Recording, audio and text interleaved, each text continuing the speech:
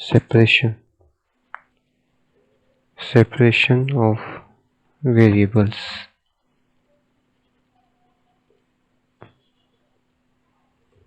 ठीक है, तो हमें कुछ दे रखा होगा dy by dx is equals to something f of x, y।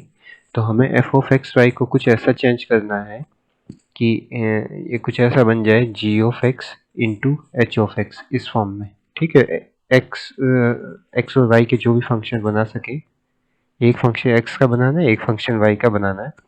अब जिस तरफ x का फंक्शन रहेगा उस तरफ हमें dx ले जाना है।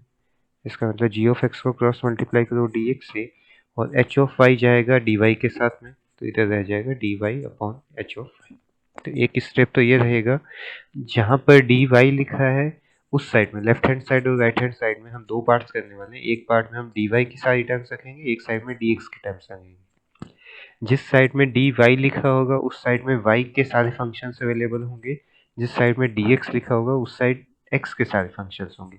इसके बाद दोनों साइड में इंटीग्रेशन करो, integrating both sides, so 1 upon h of y integration with respect to y is equals to integration of g of x with respect to x। ठीक है, इसके बाद इंटीग्रेशन करना है नॉर्मल हमारा प्रोसेस, तो हमें x और y के अंदर एक फंक्शन मिल जाएगा।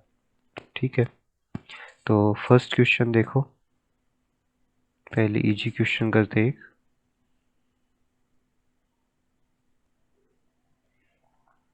तो फर्स्ट है हमारा, फर्स्ट क्वेश्चन है dy by dx exercise 9.4 delete है। dy by dx is equals to 1 minus cos of x upon 1 plus cos x। First step में क्या करना था, जिस साइड dx होगा उस साइड x के फंक्शन रहेंगे। तो यहाँ पर क्योंकि ये पूरा x का फंक्शन है, y का फंक्शन तो है नहीं, तो केवल dx को क्रॉस मल्टीप्लाई कर दो। So dy will be equals to 1 minus cos x divided by 1 plus cos x dx।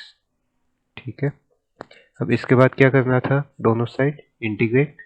So integration of dy is equals to, यहाँ पर इंटीग्रेशन ऑफ 1 है actual, integration of 1 with respect to y। यहाँ पर रहेगा integration of 1 minus cos x upon 1 plus cos x in integration with respect to x।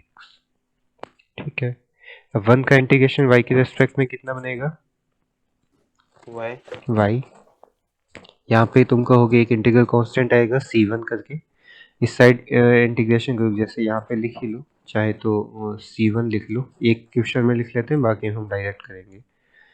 Integration 1 minus cos x upon 1 plus cos x, तो यहाँ पे formula use कर रहे हैं। 1 minus cos x का होता है 2 sine square x by 2, and 1 plus cos x होता है हमारा 2 कॉस स्क्वायर एक्स बाई 2। ठीक है, तो ये बनेगा y plus c one is equals to integration of 2 से 2 cancel, sine square upon cos square क्या आ गया, tan square x by 2 integration with respect to tan square x by 2 किसी का डेरिवेटिव तो नहीं होता, तो tan स्क्वायर को किसके अंदर चेंज करोगे बताओ, tan स्क्वायर एक्स बाई 2 को कौन सी आइडेंटिटी लगा के चेंज करोगे कि जिसका इंटीग्रेशन तुम जानते हो। 1 plus tan square sec square होता है, तो टेन स्क्वायर को चेंज कर सकते हो sec square x by 2 minus 1। अब यहाँ पे सेक स्क्वायर एक्स बाई 2 का भी इंटीग्रेशन जानते हैं, 1 का भी इंटीग्रेशन जानते हैं, तो y plus integral constant c1 is equals to sec square x by 2 का इंटीग्रेशन हो जाएगा tan x बाई 2, 1 का इंटीग्रेशन हो जाएगा x। यहाँ पे भी जिस स्टेप पे इंटीग्रेशन होता है ये थोड़ा ध्यान रखो, अलग अलग इंटीग्रेशन के लिए अलग अलग इंटीग्रल कांस्टेंट नहीं लगाना, जिस स्टेप पे इंटीग्रेशन हुआ है उस स्टेप पे एक इंटीग्रल कांस्टेंट लगा दो। ठीक है, तो ये बन गया तुम्हारा y प्लस x को लेफ्ट साइड में ले आओ, ये फाइनल सॉल्यूशन आ गया, बस अरेंज करना है, यहाँ पे डेरिवेटिव खत्म हो गया। ठीक है, y plus x ten x by 2 को भी लेफ्ट साइड में लाए, so minus ten x by 2, c1 को उधर ले जाओ, c2 माइनस c1, तो ये हमारा बन गया y plus x minus ten x by 2। यहाँ पे कुछ और चेंज होगा या नहीं बताओ, कुछ गलती है यहाँ पे, सेक स्क्वायर एक्स बाई 2 का इंटीग्रेशन टेन एक्स बाई 2 हो गया या चेंज होगा कुछ, इस x/2 की वजह से कोई फैक्टर 1/2 आएगा? बाहर आ जाएगा। 1/2 जो कांस्टेंट है वो डिवीजन में जाएगा, डिवीजन में जाएगा तो न्यूमरेटर में 2 लग जाएगा। ठीक है, ऐसे बनेगा ये 10x/2 divided by 2 divided by 1/2, तो 1/2 का 2 जाएगा न्यूमरेटर के साथ में। So y plus x minus 2 10x/2 equals to, ये रह गया हमारा इंटीग्रल कांस्टेंट। ठीक है, ये इसका जनरल सॉल्यूशन। जनरल सॉल्यूशन क्यों है? क्योंकि इसके अंदर एक आर्बिट्ररी कांस्टेंट है या फिर एक इंटीग्रल कांस्टेंट है, आर्बिट्ररी वेरिएबल। तो यहाँ से थोड़ा 9 सर पॉइंट, सी को इस तरह भी तो लिख सकते हैं क्या? हाँ इसको यहाँ भी लिख सकते हो, उधर भी लिख सकते हो, ये तो कोई फर्क नहीं पड़ता। मैंने कहा था सॉल्यूशन हमें यहाँ मिल गया है, अब बस हम इसको अरेंज करके लिख रहे हैं। यहाँ तक लिखे ये गलत नहीं है, बस C1 C2 कांस्टेंट को सबको एक साथ लिख दो, और वाई एक्स को सबको एक साथ भी लिख सकते हो, तुम्हारी इच्छा है तो एक तरफ वाई को रखो, बाकी सबको दूसरी तरफ भी रखो, उससे कोई फर्क नहीं पड़ता। आया समझ में? Okay sir, yes sir. ठीक, इसका स्क्रीनशॉट ले लो, फिर हम नेक्स्ट करते हैं। इसमें देख पा रहे हो 9.2 में जो मैं करवाया था, ये फर्स्ट डेरिवेटिव था, फर्स्ट ऑर्डर डेरिवेटिव। तो डिफरेंशियल इक्वेशन का ऑर्डर 1 है, तो लास्ट में आर्बिट्ररी कांस्टेंट भी कितने मिले? 1। ठीक है, नेक्स्ट देखो,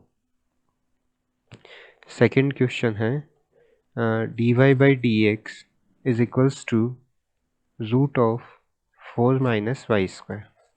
तो हमें dy के साथ में y के फंक्शन रखने हैं, तो रूट 4 माइनस वाई स्क्वायर को इधर ले आओ डिवीजन में, dx क्रॉस मल्टीप्लाई हो जाएगा। नेक्स्ट स्टेप में क्या करोगे? Integration, so 1 upon root 4 minus y square dy is equals to integration of 1 with respect to x,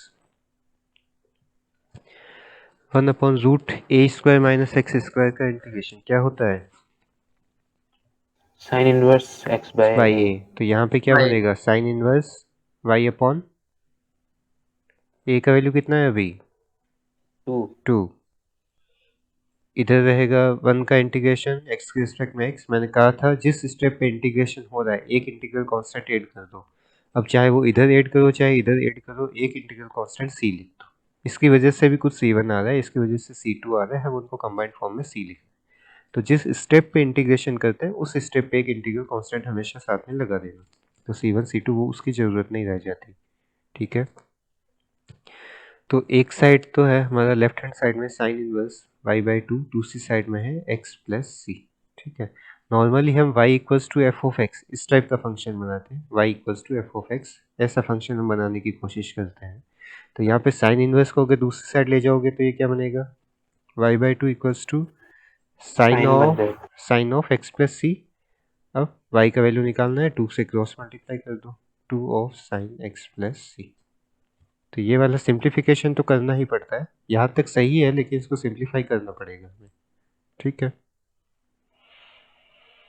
sir exam में अगर ऐसे लिख दिया, सिंपलीफाई नहीं किया, तब तो थोड़ा कुछ तो नहीं होगा सर? हो सकता है हाफ मार्क कट भी जाए।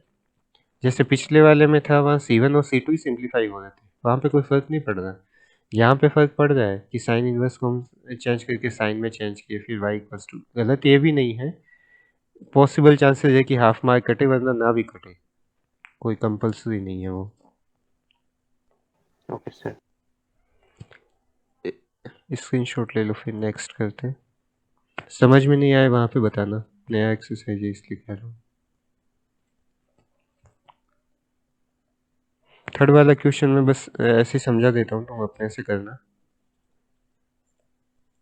dy by d x plus y equals to 1 और साथ में दिया है y is not equals to 1। ठीक है, तो हमें इसको कैसे सॉल्व करना है? हमें पहले तो दो साइड्स बनानी है, left hand side right hand side. ठीक है, तो dy by d x derivative को एक साइड ही रखो पहले, बाकी सबको वेरिएबल्स को कांस्टेंट को सबको दूसरी साइड ले जाओ, एलजेब्रिक एक्सप्रेशन को 1 माइनस वाई। ये y का फंक्शन है पूरा या x का फंक्शन है? x तो नहीं है इसके अंदर कहीं पे, इसका मतलब किसका फंक्शन बचा? y का। इस 1 की वजह से कोई चेंज नहीं हो रहा, तो 1 माइनस वाई कहाँ जाएगा? लेफ्ट हैंड साइड में। So 1 upon 1 minus y d y, और डी एक्स क्रॉस मल्टीप्लाई होकर चला जाएगा राइट हैंड साइड में। इसके बाद क्या करोगे?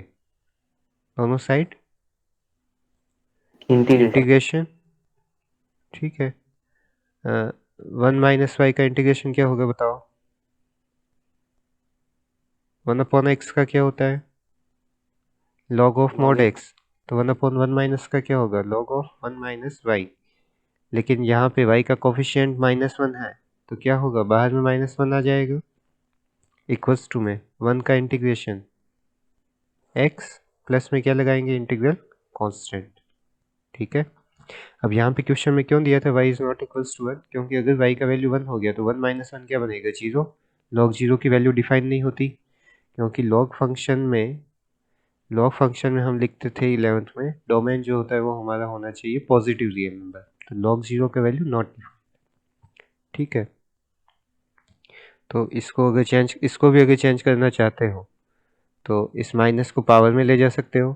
तो ये बनेगा log of 1 minus y inverse is equals to x plus c. ठीक है, या तो इतना रखो या फिर ये भी थोड़ा सा चेंज हो जाएगा। 1 minus y inverse is equals to e to the power x plus सी।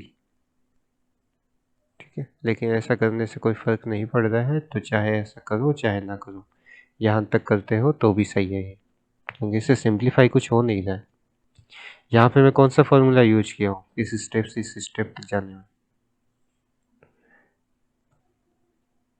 अगर log x का वैल्यू तुम्हें दे रखा हूँ, मान लो कभी मैं y दे रखा हुआ, ठीक है, यहाँ पे होता है e फॉर एक्सपोनेंशियल, तो ये चेंज कैसे हो जाएगा? x equals to e to the power y। तो यही हुआ, जो log के साथ में था वो वैल्यू x था, यहाँ पे log के साथ वाला वैल्यू था 1 minus y inverse, equals to में जो y था वो चला जाता है e की पावर में, तो e की पावर में क्या आ जाएगा? x प्लस सी। यहाँ पे चाहे तो और सिंप्लीफाई कर लो कि 1 अपॉन 1 माइनस वाई हो जाएगी e to the power x plus c. इसको फिर चेंज कर सकते हैं, रेसिप्रोकल ले लो, तो 1 माइनस वाई इक्वल हो जाएगा e to the power minus of x plus c. ठीक है, यहाँ से y का वैल्यू निकालना है, माइनस वाई को उधर ले जाओ, तो ये बनेगा 1 minus e to the power minus of x plus c. तो फाइनल अगर सिंप्लीफाई करना चाहते हो तो ये यहाँ तक। ठीक है, यहाँ तक भी रख सकते हो, चाहे यहाँ तक भी ला सकते हो, जैसा तुम्हें ठीक लगे। इसमें मेरे ख्याल से यहाँ तक जो है सही माना जाए। ठीक है, क्योंकि कुछ सिंप्लीफाई नहीं हो रहा, बस लॉगरिथमिक फंक्शन को हम एक्सपोनेंशियल फंक्शन में चेंज कर देंगे। आया समझ में? Yes sir. नेक्स्ट देखो,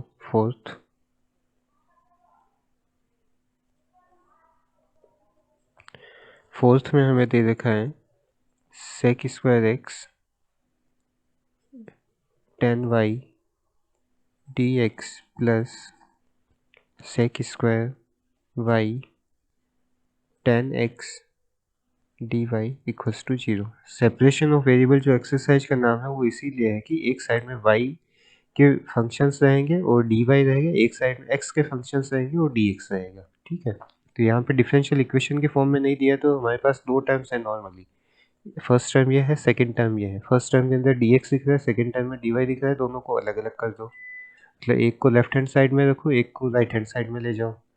सो sec square x tan y d x is equals to minus of sec square y into tan x d Y.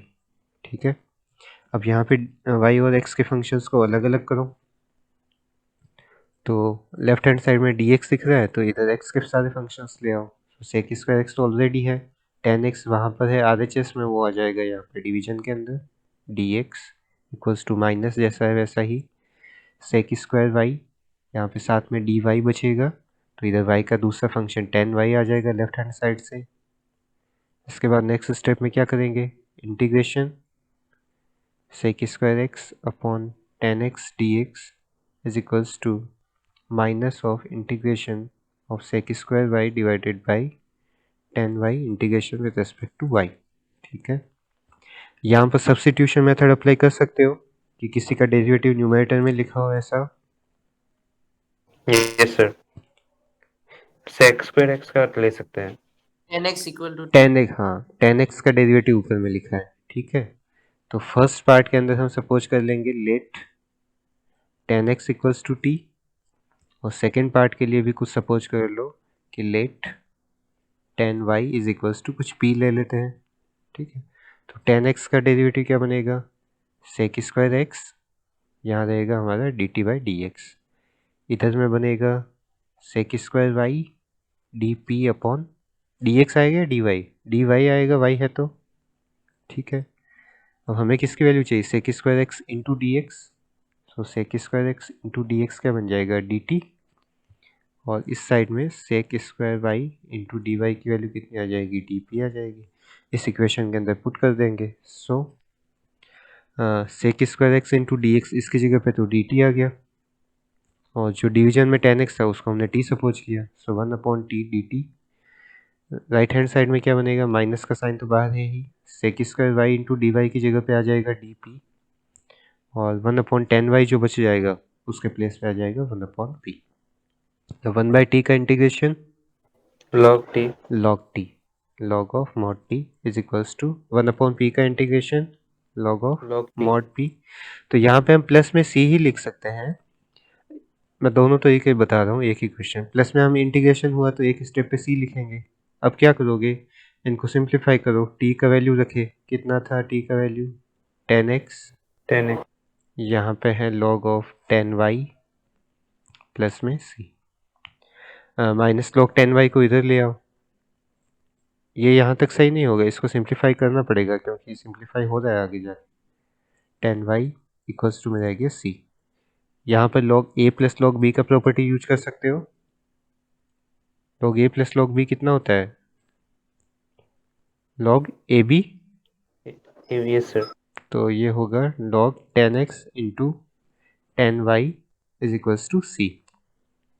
इसके बाद जो मैं बताया था, अगर log को एक्सपोनेंशियल में चेंज करना है तो ये c किसकी पावर में चला जाएगा, e की पावर में, और लेफ्ट हैंड साइड में हमारा जो पार्ट बचा रहेगा 10x इंटू 10y, तो ये होगा हमारा final answer.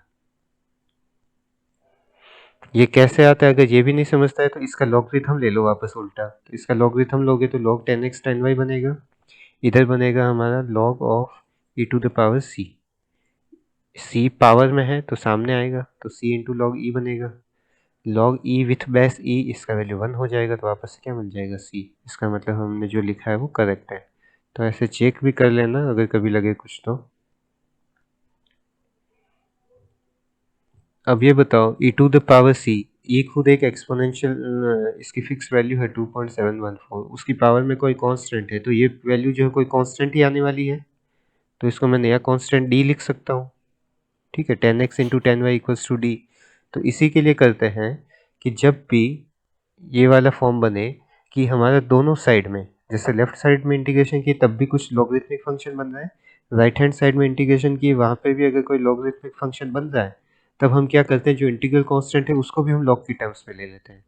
So log t equals to minus of log p, और इस सी की जगह पे हम लिख लेते हैं लॉग ऑफ सी, कि जो भी कांस्टेंट है किसी ना किसी का तो लॉगरिथम वैल्यू है ही, तो उसको हम log c लिख लेते हैं।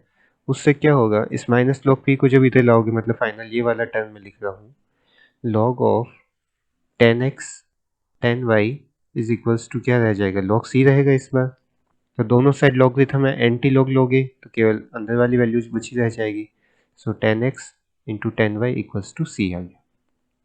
तो ये तो मैं ऐसे भी कह रहा था कि e to the power c भी एक नया कांस्टेंट है, उसको d लिख सकते हो चाहे तो, चाहे उतना ही रहने दो। तो ये वाला मेथड भी कर सकते हैं, ये भी कर सकते हैं, बुक में कई जगह ये भी दिया होगा ज़्यादातर, ठीक है। तो दोनों ही गलत है, नहीं है, दोनों ही सही मेथड है, ठीक है। सर वो पहले जो किया था वैसे करने से हो गया, हाँ लास्ट ये में भी सही है, ये वाला भी सही, इसको यहीं तक रहने दो, चाहे इसको इक्वल्स टू में d लिख दो, d के लिए लिख दो इंटीग्रल कांस्टेंट, नहीं भी लिखो इतना ही रहने दो, चाहे ऐसा कर दो, सारे सही है, कुछ गलत नहीं है, ठीक है। ओके सर स्क्रीनशॉट ले लो फिर नेक्स्ट करवाता।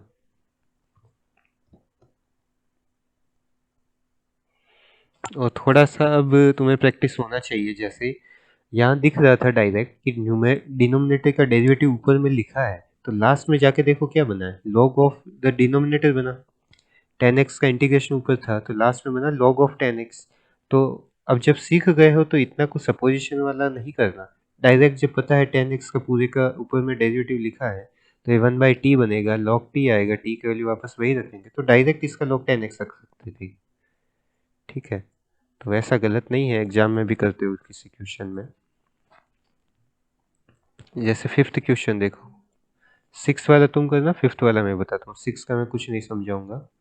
5th में दे रखा है e⁻x plus e⁻−x dy is equals to, sorry minus का साइन है यहाँ पे, e⁻x minus e⁻−x dx equals to 0।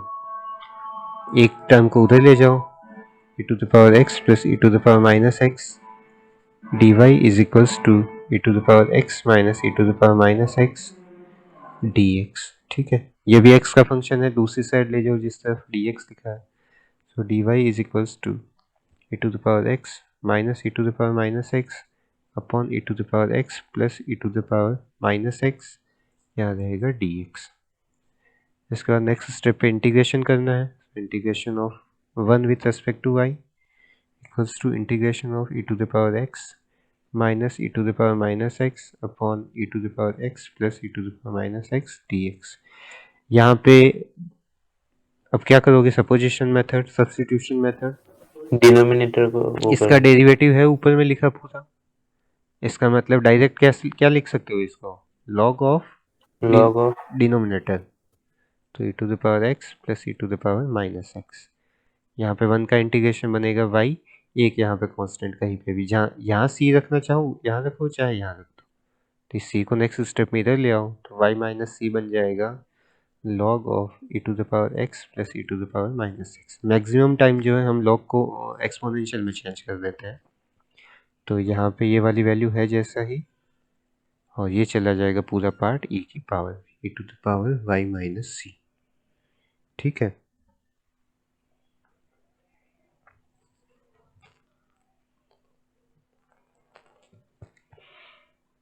आया समझ में? Yes sir. सिक्स वाला अपने से करना, मेरे ख्याल से 6 वाला कर सकते हो। 1 plus y square left side में आ जाएगा, dx राइट हैंड साइड में चला जाएगा, 1 प्लस वाई स्क्वायर डिवीजन में जाएगा, लेकिन है ना। सेवेंथ का मैं केवल देख रहा हूँ कि तुमसे हो पाएगा यानी, केवल उतना ही बता रहा हूँ। y log y dx minus x d y equals to 0। तो पहले तो सेपरेट करो दोनों को, y into log y d x is equals to x d y, d x के साथ में x का फंक्शन लेके आओ, तो 1/x dx बनेगा, dy के साथ में y का function 1/y log y dy। इसके बाद इंटीग्रेशन करोगे, 1/x का इंटीग्रेशन क्या होगा, लॉग एक्स। और यहाँ पर देखो क्या सब्स्टिट्यूशन मेथड अप्लाई किया जा सकता है। Yes sir. किसका डेरिवेटिव लिखा है, लॉग वाई का। log y का डेरिवेटिव 1/y लिखा है, इसका मतलब इसका इंटीग्रेशन क्या बनेगा बताओ डायरेक्ट, डिनोमिनेटर में लिखा है लॉग का log y, लॉग वाई। हाँ लॉग का log y. log of log y। ठीक है, और इधर बन जाएगा log ऑफ x। इसके बाद में ये वाला टर्म, क्योंकि ये भी पूरा log में, ये इधर आएगा, फिर log a minus log b की प्रॉपर्टी लगाना, फिर उसको एक्सपोनेंशियल में चेंज करना, कर लोगे। Yes sir. इसका स्क्रीनशॉट लेके रख लो इतना सा, ताकि तुम्हें आइडिया तो लग ही गया इतने सा आगे क्या करना है, बस अगर मैंने कोई बीच में स्टेप छोड़ा है तो वो लिख लेना। नेक्स्ट देखो क्वेश्चन नंबर 8। 8 तो हो जाएगा मेरे ख्याल से, 8 में तो सिंपल फंक्शन है। ठीक है, dx और x to the power 5 right hand side में चला जाएगा, y टू द पावर 5 जो है लेफ्ट साइड में आ जाएगा। 9th वाला भी कर सकते हो, dy by d x equals to sine inverse x लिखा है, तो dx क्रॉस मल्टीप्लाई हो जाएगा, अब दोनों साइड में इंटीग्रेशन, dy का इंटीग्रेशन कितना होता है, y 1 y. Sine inverse x का तो नहीं होता, तो यहाँ पे 7.5 या 7.6 में जिसमें हम आइलेट का फॉर्मूला यूज कर रहे थे, वहाँ पर होगा ही ऐसा क्वेश्चन। इनवर्स ट्रिग्नोमेट्रिक फंक्शन है तो साथ में कुछ नहीं है, इसका मतलब हम क्या लेंगे साथ में 1। अब ये इनवर्स ट्रिग्नोमेट्रिक फंक्शन, ये अलजेब्रिक फंक्शन, फर्स्ट फंक्शन कौन सा होगा, इनवर्स ट्रिग्नोमेट्री। इनवर्स वाला फंक्शन फर्स्ट फंक्शन होगा। ठीक है, यहाँ पे एक बार इंटीग्रेशन हो चुका है तो इस स्टेप पे यहाँ पे लगा दो एक इंटीग्रल कांस्टेंट c1। ठीक है, तो y प्लस c1, यहाँ पर साइन इनवर्स एक्स का इंटीग्रेशन का फॉर्मूला यूज कर लोगे आगे का पार्ट। ये यस वाला सर। आईलेट वाला यस एक बार या फिर यू डॉट वी वाला थोड़ा याद दिला देता, बस याद दिलाने के लिए कर रहा। फर्स्ट फंक्शन को बाहर रखते हैं, सेकंड फंक्शन का इंटीग्रेशन करते हैं, माइनस के अंदर फर्स्ट फंक्शन का डेरिवेटिव रहेगा, तो साइन इनवर्स का डेरिवेटिव होता है 1/√1 माइनस एक्स स्क्वायर। सेकेंड का इंटीग्रेशन रहेगा और फिर पूरे का वापस से इंटीग्रेशन। ठीक है, प्लस में एक नया इंटीग्रल कांस्टेंट c2 ऐड कर दो। सो साइन इनवर्स एक्स, यहाँ पे c2 ऐड होगा क्या, अभी हमने इंटीग्रेशन किया नहीं, अभी तो फॉर्मूला अप्लाई हुआ, तो यहाँ नहीं ऐड करना। 1 का इंटीग्रेशन हो जाएगा तुम्हारा x माइनस इस 1 का इंटीग्रेशन भी x, सो x upon √1 minus x square D x. ठीक है, अब यहाँ इंटीग्रेशन हुआ है तो c2 इंटीग्रल कांस्टेंट आ गया। ठीक है, अब ये इतना पार्ट तो सॉल्व हो ही गया, जो सॉल्व हो गया उसको लेफ्ट साइड में ले आओ, minus sign inverse x into x, और जो राइट हैंड साइड में बचा रह गया minus of x upon √1 minus x square D x, plus में है c2। इसका 7.2 सब्सटीट्यूशन मेथड लग जाएगा इसमें। 1 माइनस एक्स स्क्वायर को t ले लेना तो उसका डेरिवेटिव ऊपर में लिखा है, तो 1/√2 कुछ बनेगा, माइनस 1/2 1/√t का इंटीग्रेशन कर सकते हो, √t/2√t बन जाएगा। ठीक है, तो फाइनली इसका शायद √1 माइनस एक्स स्क्वायर आएगा वैल्यू। तो सब्सटीट्यूशन मेथड से इसके आगे का प्रोसेस कर सकते हो। लास्ट में जो भी c1 c2 इंटीग्रल कांस्टेंट वगैरह उन सबको एक साइड में ले जाना। ठीक है, सबको एक साइड में ले जाके क्या लिख देंगे उन सब की जगह पे, इंटीग्रल कुछ कांस्टेंट c। अलग चल। ठीक है, सी डी जो भी लिखना चाहो वो अपने से। आगे समझ में? Yes sir. ठीक है, नेक्स्ट एक मिनट करते।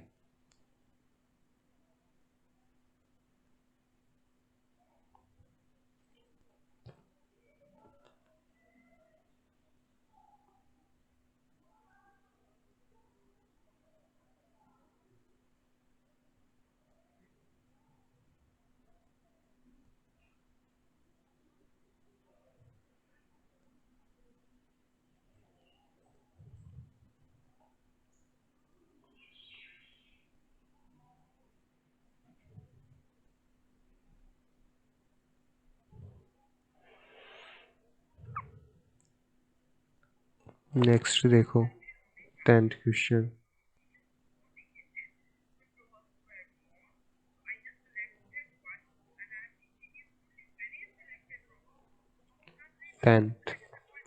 टेंथ क्या है, e⁻x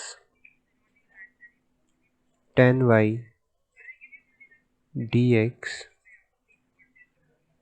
plus 1 minus e⁻x sec square y dy equals to 0। ठीक है, पहले सेपरेट कर लो, दो टर्म्स हैं तो एक को राइट हैंड साइड में ले जाओ, e⁻x into tan y d x is equals to, ये उधर जाएगा तो minus of 1 minus e⁻x sec square y d y. ठीक है,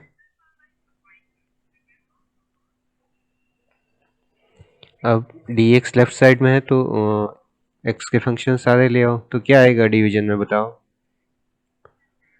e⁻x के डिवीजन में क्या होगा, -1 माइनस e⁻x। 1 माइनस e⁻x को ले आओ, चाहे तो इस माइनस को अंदर मल्टीप्लाई करने भी क्या बनेगा, ये माइनस का ये प्लस का बन जाएगा, e⁻x तो -1। e⁻x -1 ले आओ ताकि तुम्हें भी माइनस का झंझट ना रहे। इधर में सेक स्क्वायर वाई है ही, मुझे टेन वाई आ जाएगा डिवीजन में, यहाँ रह गया डी वाई। नेक्स्ट स्टेप पे इंटीग्रेशन करोगे e⁻x upon e⁻x -1 dx and integration of sec square y upon tan y d y. Right hand side का हो सकता है डायरेक्ट इंटीग्रेशन, क्या आएगा log formula, log 10 y। Log of tan y. बढ़िया, यहाँ पे इसमें देखो, क्या इसमें भी डायरेक्ट बन सकता है? log e to the power x minus 1। log of e to the power x minus one, क्योंकि नीचे वाले का ऊपर में डेरिवेटिव लिखा है और एक स्टेप हो गया। तो यहाँ पर मैंने कहा था c लिखो चाहे log c लिखो, एक कांस्टेंट लगाना, इस बार हम log c लिख लेते हैं, उसमें केवल c लिखे थे। log की दोनों टर्म्स को एक साइड ले आओ, log e to the power x minus one minus log of, नहीं भी लेके आओ तब भी ठीक है, इधर भी तो फॉर्मूला लगा सकते हैं, log a plus log b, तो क्या बनेगा log ए बी। अब दोनों साइड एंटी लॉग ले लो, हम लॉग को हटाना चाह रहे हैं बस, उसको चाहे इधर लेके आओ चाहे इन दोनों को इधर लाओ चाहे उन दोनों को उधर रहने तो कोई फर्क नहीं पड़ता। एंटी लॉग लोगे तो लॉग हट जाएगा, बचेगा e to the power x minus one is equals to c into 10y। ठीक है, तो ये हो गया कंप्लीट। सर हम अगर उसको log 10y को लेफ्ट हैंड साइड ले जाए हाँ तो ठीक है। फिर e टू log c ना ले, डायरेक्ट c ले तो c के वो log c कुछ बन जाएगा ना, e हाँ c टू ठीक पावर है, कुछ। इसको अगर उधर लाओगे तो log a minus log b बनेगा, और इसको अगर log c ना लेके अगर केवल c लेते हैं, ऐसा क्यों बोल रहा है? Yes sir. तो इसको log a बाई बी बनाओगे पहले, e to the power x minus one upon 10y equals to में c। अब इसका एंटी लॉग लोगे, वो एंटी लॉग ही होता है वो भी, जब ये e की पावर में जाता है c, तो क्या बनेगा e to the power x minus one upon में 10y equals to e to the power c। अब ये 10y वापस सीधे क्रॉस मल्टीप्लाई हो जाएगा, तो यही आने वाला है, बस c की जगह पे यहाँ e to the power c है, तो वो भी इंटीग्रल कांस्टेंट ही एक आया ओके समझ में? सर। Yes sir. ठीक है, इसका स्क्रीनशॉट ले लो यहाँ तक। उसके बाद हम देखते पर्टिकुलर सॉल्यूशन। तो ये सारे जनरल सॉल्यूशन वाले क्वेश्चन थे, इनके अंदर लास्ट में एक इंटीग्रल कांस्टेंट आ रहा था c, मतलब c का वैल्यू चेंज होगा तो अलग क्वेश्चन बन गया, मतलब c का वैल्यू अलग हुआ तो अलग सॉल्यूशन, c का वैल्यू 1 2 3 4 कुछ भी पॉसिबल है। ठीक है, अरे कोई भी रेशनल नंबर पॉसिबल है यहाँ पे, कोई भी रेशनल रियल नंबर ही पॉसिबल है एक्चुअल में तो। ठीक है, इसलिए इसको बोलते हैं जनरल सॉल्यूशन, क्योंकि यहाँ पे आर्बिट्ररी कांस्टेंट है अवेलेबल। अब जब इस c का वैल्यू नहीं रहेगा, जब c ही नहीं रहेगा, केवल x y का कोई फंक्शन रहेगा या फिर कोई कांस्टेंट रहेगा पर्टिकुलर, जैसे कि 1 है, तो उसको हम बोलेंगे पर्टिकुलर सॉल्यूशन। ठीक है, तो एक पर्टिकुलर सॉल्यूशन के लिए लिख सकते हो नोट की तरह, particular solution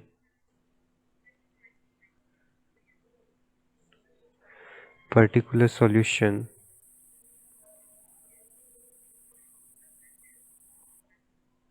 of a differential equation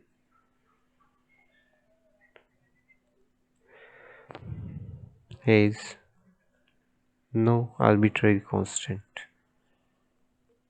arbitrary constant। ठीक है, तो किसी भी डिफरेंशियल इक्वेशन में जिसका पर्टिकुलर जो सॉल्यूशन होता है उसमें कोई आर्बिट्ररी कांस्टेंट नहीं होगा, चाहे डिफरेंशियल इक्वेशन का ऑर्डर कुछ भी हो, 2 3 4 5 जो भी हो। यही अगर जनरल सॉल्यूशन की बात आ जाती है, ये 9.2 का ही है general solution. If differential equation is of order n, then its general solution will have n arbitrary constants, n arbitrary constants। ठीक है, जैसे अभी हम जो पढ़ रहे हैं सेपरेशन ऑफ वेरिएबल में, हमारा सारा फर्स्ट ऑर्डर वाली ही इक्वेशंस है, तो वहाँ पे एक आर्बिट्ररी कांस्टेंट हमें लास्ट में c मिल रहा है। एक साइड में अगर c1 लिखते हो, दूसरी साइड में c1 लिखते हो इंटीग्रल कांस्टेंट, वो लास्ट में जाके c ही बन रहा है, c d जो भी लिखो, तो एक इंटीग्रल कांस्टेंट हमें मिल रहा है फाइनली। ठीक है, इसके बाद में नेक्स्ट देखो 11th टू 14th तक हमें पर्टिकुलर सॉल्यूशन फाइंड करने हैं for each of the following. तो मैं यहाँ पे तुम्हें एक 11th बताऊंगा, मेरे ख्याल से बाकी वाले कर पाओगे क्योंकि इतने हम कर चुके हैं, या फिर 11th के बाद में 13th वाला करवा दूंगा। सर ये ऑर्डर n जो आपने बोला ना, वो थोड़ा समझा दीजिए, समझ नहीं आ रहा। जैसे ये डिफरेंशियल इक्वेशन अच्छा, ऑर्डर वाली एक्सरसाइज में तुम लोग थे नहीं। तो dy by d x plus y equals to sine x ऐसा कुछ दे दिया, ठीक है, जो भी हमें डिफरेंशियल इक्वेशन दे रखी है। मान लो d square y by d x square plus में यहाँ पे वाई डैश दे दिया, एक्स वाई डैश यहाँ प्लस में दे दिया e to the power sine x equals to zero, ठीक है। इस फॉर्म में हो सकती है, या फिर हो सकता है d square y upon d x square, इसका पावर दे दिया कुछ 3 प्लस में बोल दिया कि 4 into d y by d x is equals to log of x, ठीक है। ये वाला तो पता होगा, ये तो डिफरेंशियल में पढ़े हैं। वाई डैश लिखो चाहे d y by d x लिखो चाहे वाई वन लिखो, सबका एक मीनिंग होता है। Y double dash yes sir. D square y by d x square या फिर वाई टू, इन सब का सेम मीनिंग होता है। Y triple dash d cube y upon d x cube is equals to y three, same meaning है। तो यहाँ पर डिफरेंशियल इक्वेशन का ऑर्डर कैसे फाइंड करते हैं। जो डिफरेंशियल इक्वेशन दे रखी है उसमें देखो हाईएस्ट ऑर्डर वाला डेरिवेटिव कौन सा है। जैसे इसमें तो डेरिवेटिव की एक ही टर्म है, तो जो डेरिवेटिव का ऑर्डर है वही डिफरेंशियल इक्वेशन का ऑर्डर होता है। इसको हम कौन सा डेरिवेटिव बोलते हैं, फर्स्ट ऑर्डर डेरिवेटिव बोलते हैं। ये होता है सेकंड ऑर्डर, ये यस थर्ड सर। ऑर्डर। तो इसमें फर्स्ट ऑर्डर डेरिवेटिव है, इसका मतलब इस डिफरेंशियल इक्वेशन का ऑर्डर रहेगा 1। अब इसके अंदर देखो, इसमें सेकंड ऑर्डर भी है और फर्स्ट ऑर्डर भी है। तो जो सेकंड ऑर्डर रहेगा, हाईएस्ट ऑर्डर वाला जो डेरिवेटिव, उसका ऑर्डर कितना है, कितना है 2। इसका मतलब इस इक्वेशन का ऑर्डर कितना रहेगा 2। इसको नहीं कंसिडर करेंगे, जो हाईएस्ट है उसको कंसिडर करेंगे। इसके अंदर देखो थर्ड वाले में, इसमें ये फर्स्ट ऑर्डर डेरिवेटिव है, ये सेकंड ऑर्डर डेरिवेटिव है। तो हाईएस्ट ऑर्डर डेरिवेटिव कौन सा हुआ, ये वाला। अब पावर में भले ही तुम्हें यहाँ पे 7 दिखे कि फर्स्ट डेरिवेटिव की पावर में 7 है, सेकंड डेरिवेटिव की पावर में 3 है, पावर तो इसकी कम है, लेकिन उससे नहीं मीनिंग होता है हाईएस्ट ऑर्डर डेरिवेटिव कौन सा है। ऐसे तो नहीं है कि d square y by d x square की पावर 3 है तो इसका बाद में 5 बार डेरिवेटिव हो जाएगा, नहीं, और इसका 7 बार डेरिवेटिव हो जाएगा, नहीं होगा। वो उसका पावर है, वो आपस में मल्टीप्लाई होते जाएंगे, ना कि डेरिवेटिव बनेगा। तो इसका ऑर्डर भी कितना रहेगा 2, order will be equals to 2, ठीक है। सर डिग्री क्या होता है। डिग्री होता है हाईएस्ट ऑर्डर डेरिवेटिव का पावर, देखो कितना है, वो होता है उस डिफरेंशियल इक्वेशन का डिग्री। जैसे इसका लास्ट वाले का डिग्री क्या हो, 3 होगा क्या। हाँ, डिग्री होगा उसका 3। Yes sir.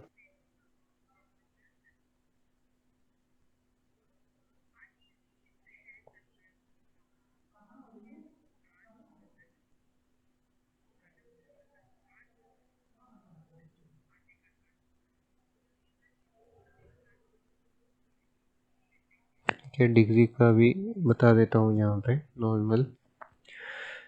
जो भी हाईएस्ट ऑर्डर डेरिवेटिव जिससे तुमने ऑर्डर डिसाइड किया है उसका पावर देखो कितना है, या इससे ऑर्डर डिसाइड हुआ तो इसका जो पावर है वो हो जाएगा इसका डिग्री। तो डिग्री होगा 1। इसमें ऑर्डर इससे डिसाइड हुआ है तो इसका डिग्री कितना होगा, जो पावर है वो 1। 1। इसमें ऑर्डर इससे डिसाइड हुआ ना कि इससे, तो डिग्री कितना होगा 3, 3। ठीक है। लेकिन कभी कभी ऐसे हो जाता है, जैसे यही वाला ऐसा दे रखा हो d y by d x plus sine of d square y by d x square and equals में कुछ भी दे रखा हो e to the power x. D y by d x में ये पता है वाई जो होता है डिपेंडेंट वेरिएबल होता है, एक्स इंडिपेंडेंट होता है, एक्स के ऊपर वाई का वैल्यू डिपेंड करता है। तो जो डिपेंडेंट वेरिएबल है वाई, इसका डेरिवेटिव या फिर इसके जो भी डेरिवेटिव पॉसिबल है, फर्स्ट ऑर्डर सेकंड ऑर्डर जितने भी, अगर इसका कोई डेरिवेटिव साइन लॉग या ई की पावर में लिखा है, मतलब अगर डेरिवेटिव का कोई अगर फंक्शन लिखा है, तो वैसी इक्वेशंस का डिग्री जो है डिफाइन नहीं होता है, डिग्री नॉट डिफाइन, ठीक है। डेरिवेटिव का अगर फंक्शन हो तो ध्यान रखना, डिपेंडेंट वेरिएबल के डेरिवेटिव का अगर फंक्शन लिखा है तब उस इक्वेशन का डिग्री डिफाइन नहीं होगा। जैसे यहाँ डिपेंडेंट वेरिएबल y था, उसके डेरिवेटिव है सेकंड ऑर्डर डेरिवेटिव ये, इसका साइन फंक्शन है यहाँ, तो इस इक्वेशन का डिग्री डिफाइन नहीं होगा।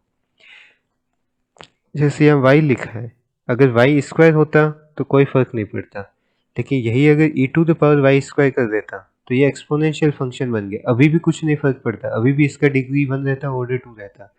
लेकिन यही वाई स्क्वायर की जगह पे अगर होता e to the power y dash, y dash का क्या मतलब हुआ, डेरिवेटिव आ गया, तो डेरिवेटिव का एक्सपोनेंशियल फंक्शन बन गया। अब हम कहते हैं इसका डिग्री डिफाइन नहीं होगा। ठीक है, तो ऑर्डर भी डिफाइन नहीं होगा। ऑर्डर तो हमेशा डिफाइन होगा, हर डिफरेंशियल इक्वेशन का ऑर्डर तो होगा। डिग्री के लिए कैसे कि डिग्री डिफाइंड होगा या नहीं, पहले देखना है हाईएस्ट ऑर्डर डेरिवेटिव, उससे ऑर्डर डिसाइड हो गया। उसके बाद इक्वेशन में देखना है क्या डेरिवेटिव का कोई फंक्शन लिखा हुआ है। अगर डेरिवेटिव का कोई फंक्शन मिल जाता है, जैसे तुम्हें साइन ऑफ वाई डैश मिल गया, e to the power cos y मिल गया, तो ये सारा वाई डैश मिल गया, सॉरी, अगर e to the power cos y हुआ, ये वाई का फंक्शन है, ना कि डेरिवेटिव। डेरिवेटिव का अगर फंक्शन है तो उसका डिग्री डिफाइन नहीं होगा। अगर डेरिवेटिव का फंक्शन नहीं है तो तुम्हारा जो हाईएस्ट ऑर्डर का डेरिवेटिव है उसका पावर देख लो कितना है, वो उसका डिग्री बन जाए। ठीक है। सर अगर मान लीजिए अगर मतलब हाईएस्ट ऑर्डर जो मतलब हम्म। डेरिवेटिव है हम्म। उसके साथ अगर फंक्शन ना हो, किसी लोएस्ट ऑर्डर के साथ हो, तब होगा हाँ, क्या?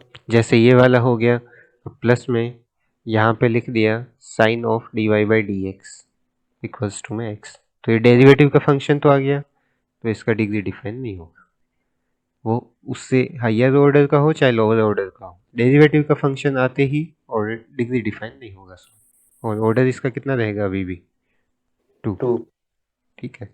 अब यहाँ पे चाहे डी क्यूब आ जाए डी स्क्वायर आ जाए, उससे फर्क नहीं पड़ता, बस डेरिवेटिव का कोई फंक्शन नहीं होना चाहिए। फंक्शन यही होंगे ऐसे ही कुछ, साइन ऑफ कुछ है। ऐसा नहीं है कि d y by d x का अगर होल स्क्वायर लिखा है, ये फंक्शन नहीं है, ये तो नॉर्मल पॉलिनोमियल फंक्शन है।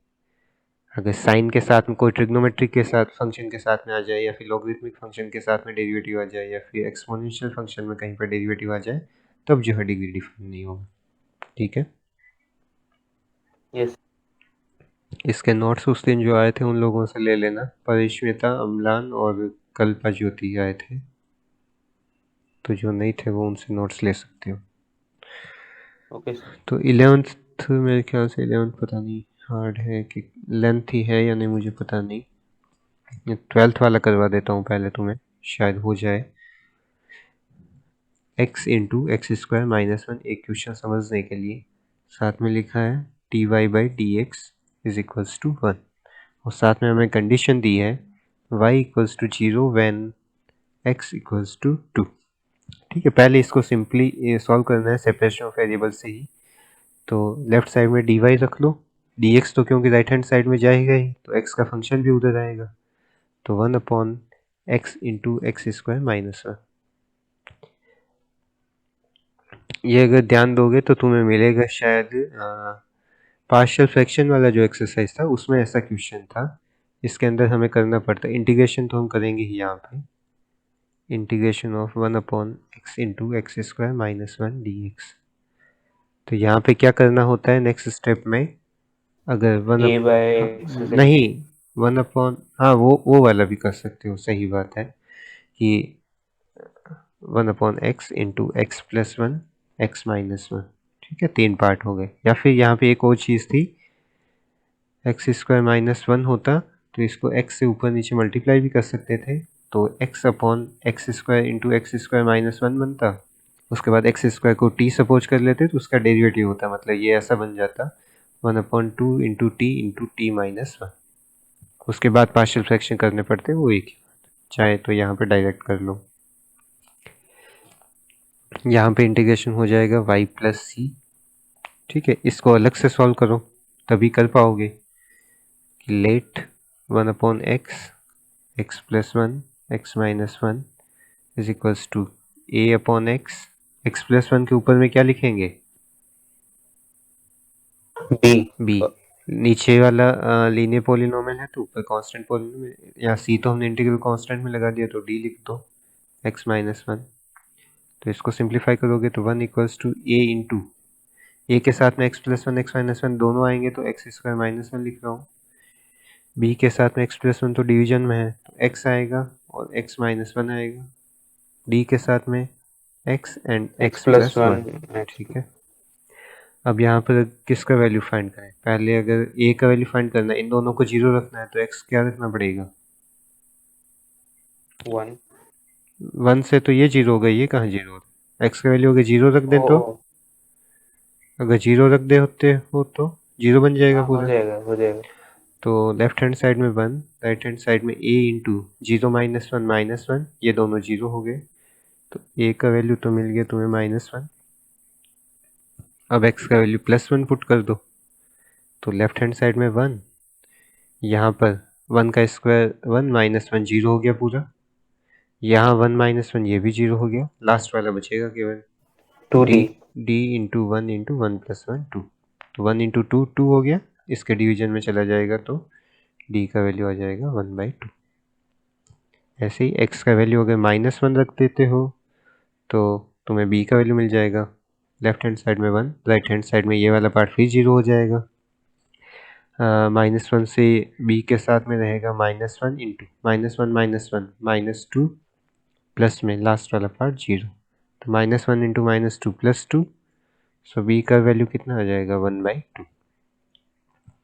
तो सो और integration is y + c equals to, इस पूरे की जगह पे ये वाला वैल्यू पुट करना था तो यहाँ इंटीग्रेशन में डायरेक्ट रख दो। a/x लिखना है तो a/x की जगह क्या आ जाएगा -1/x प्लस में b/x + 1। तो b का वैल्यू है 1/2, उसको बाहर लिखते हैं 1/2 x + 1 प्लस d/x - 1। तो d का वैल्यू 1/2 1/x - 1 और पूरे का integration with respect to x। ठीक है, y + c। अब सबका अलग अलग इंटीग्रेशन होगा। ये माइनस तो कांस्टेंट है। 1/x का इंटीग्रेशन क्या बनेगा log x। log x plus 1/2 1/x + इसका 1 भी का log x। Integration log x + 1। log x + 1। यहाँ पे 1/2 बाहर log x - 1 और यहाँ रहेगा प्लस के अंदर हमारा, जैसे ये c था इंटीग्रल कांस्टेंट, यहाँ पे कुछ तो फिर इसको c1 कर लो और यहाँ पे इंटीग्रल कांस्टेंट लगा देंगे c2। ठीक है, इन सब को सिंप्लीफाई कर लेना। यहाँ एलसीएम ले लेना है 2 फिर कांस्टेंट होकर उधर चला जाएगा। तो इसको तो मुझे पूरा करवा नहीं है, मैं ऊपर वाला रफ कर रहा हूँ। स्क्रीनशॉट ले लिए ऊपर का। ये सर। हाँ। मैं राइट साइड वाला पार्ट नहीं हटा रहा जो हमें कंडीशन दे रखी थी। अब यहाँ पे जो हम C1 C2 लिखे हैं उनकी जगह हम एक नया कांस्टेंट लिखेंगे ही पहले C।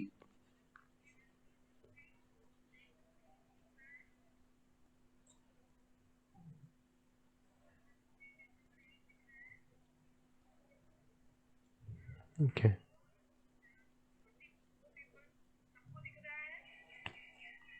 तो इस C2 को अगर इधर ले आओ तो C1 - C2 आ जाए। उसको मैं नया कांस्टेंट कुछ E लिख लो चाहे तो। ठीक है, इक्वल्स टू, इन सब का एलसीएम 2 बन जाएगा।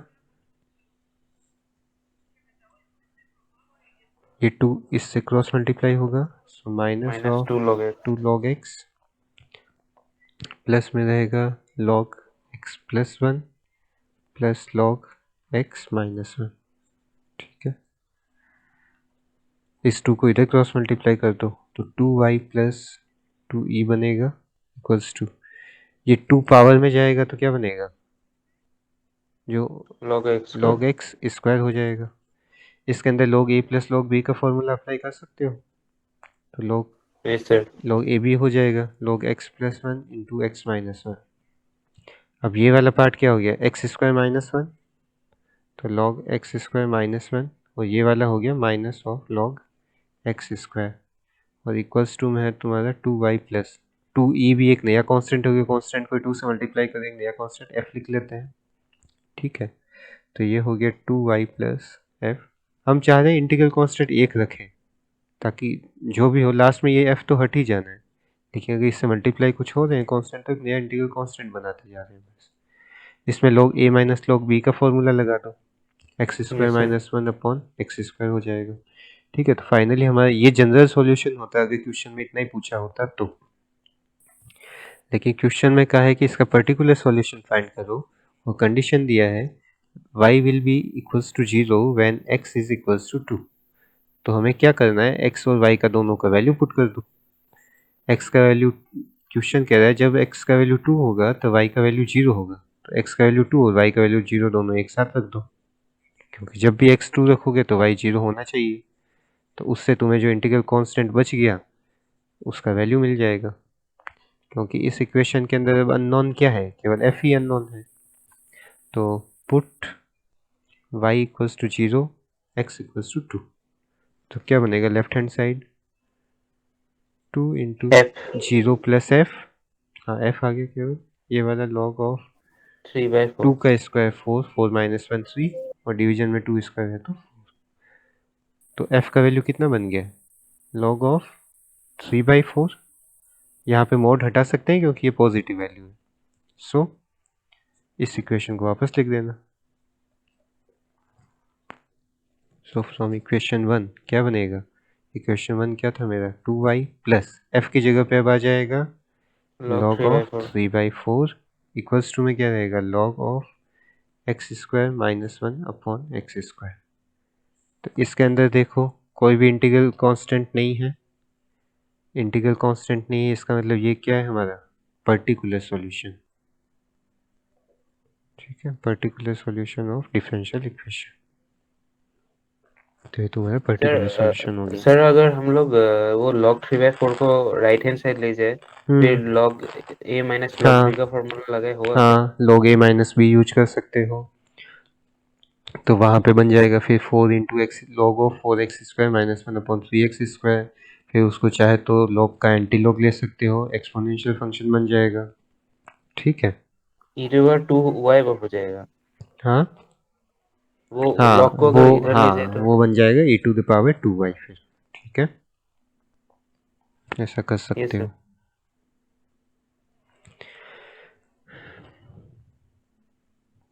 ठीक है, अब देखो बाकी के कल करते, देखता हूँ अगर कुछ क्वेश्चन तुम कर सकते हो तो।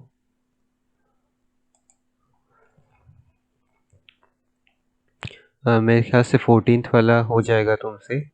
यहाँ पे 10x का इंटीग्रेशन बनेगा फॉर्मूला, तो 10x का इंटीग्रेशन होता है log sec x यूज करना, बाकी मतलब पूरा वैसे ही करना है, लास्ट में कंडीशन पुट करना है। ठीक है, यहाँ पे इस cos को दूसरी साइड ले जाना, तो cos इनवर्स a बन जाएगा। cos इनवर्स a एक कांस्टेंट है, ध्यान रखना। तो cos इनवर्स a के साथ में dx आएगा, तो cos इनवर्स a को कांस्टेंट की तरह बिहेव करना, उसको बाहर लिख देना, cos inverse a into integration of 1 with respect to x कर सकते हो ये वाला। ठीक है, बाकी जो क्वेश्चन बच जाते हैं ठीक है कल करते हैं नेक्स्ट क्लास में मंडे को।